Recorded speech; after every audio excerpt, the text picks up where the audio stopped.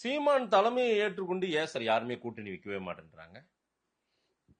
அவர் பிரபாகரன் வாழ்வம் பாரு, மேடையில விட்டு எந்திரிச்சு போயிட்டாங்கன்னா ஓ, அதனால அது செட் ஆகாது. அது இன்னைக்கு சீமான் சேலத்துல வீரப்பன் நினைவு நாளுக்கு போயிட்டு ஆமா, வீரப்பன் நினைவிடத்தை நாங்க பெருசா கட்டுவோங்கிறதுல ஃபுல்லா ஸ்டாலினை தான் அடிச்சாரு. கருணாநிதிக்கு பேர் வச்சிருக்கு, எங்க தாத்தன் பாண்டித்துறை தேவருக்கு ஏன் இல்ல, முக தேவருக்கு ஜல்லிக்கட்டுக்கு ஏன் வைக்கல, அங்க கருணாநிதிக்கு வைக்கணுமா, முக தேவருக்கு வச்சாருன்னா நூலகத்துக்கு பேரு கருணாநிதி பேர் வைக்கணுமா, பாண்டித்துறை தேவர் பேர் வச்சானெல்லாம் அங்க சேலத்துல போய் பேசினாரு.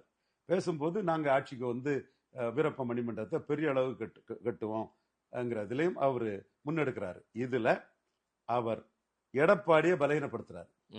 அதுல அன்னைக்கு ஜெயலலிதா ஆட்சி காலத்துல நடந்த அந்த வீரப்பன் என்கவுண்டரை பற்றி பேசி, வீரப்பன் கிட்ட நேருக்கு நேர் போனா வீரப்பன் உங்களை சுட்டு தள்ளி இருப்பான், விஜயகுமார் அது ஒன்னாவது எவனும் நிற்க முடியாது, ஒரு மோர்ல விஷத்தை கொடுத்து ஒரு பாட்டியை கொடுத்து சதி பண்ணி நீங்க கொன்னீங்க சொல்லி அத வீரப்பனை குளோரிஃபை பண்ணி பேசிக்கிட்டு, இன்னைக்கு எவனாவது சொல்ல முடியுமா அதிமுக காரன் நாங்க தான் வீரப்பனை சுட்டம்னு? அரசியல் டைனமிக்ஸே மாறிட்டு இல்ல, தமிழ் தேசிய அரசியல் எழும்பிட்டு இல்ல, திமுக அண்ணா திமுக திராவிட அரசியல் செத்துட்டு இல்லான்னு எடப்பாடிக்கு தான் சேலஞ்ச் பண்றாரு. சரி, எடப்பாடி எங்க அம்மா புரட்சி தலைவி அவர்கள் வீரப்பனை கொன்னாங்கன்னு எடப்பாடியில பேச முடியாதுங்கிறதான் சீமான் பேசுறாருன்னா, தமிழ் தேசிய அரசியலை முன்னெடுத்து போகும்போது எதிர்த்தரப்புல திராவிட அரசியலுக்கு அவரு எதிரியா காட்டுறது ஸ்டாலினை தான்.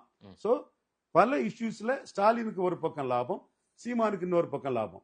எடப்பாடி வலமும் போகாம இடமும் போகாம விக்கிரவாண்டி ஈரோடு கிழக்கு மாதிரி களத்தை விட்டு போயிட்டாரு. Right sir. இல்ல, அவரு 26 தேர்தலில் களத்துல தான் இருக்க போறாரு. அவரு தான் இன்னைக்கு மேஜரா எம்எல்ஏக்களும் வச்சிருக்காரு எதிர்கட்சியா அந்தஸ்துல.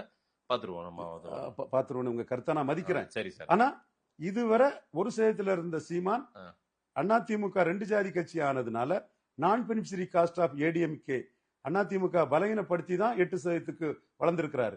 ஒரு சிலர் சொல்ற மாதிரி திமுக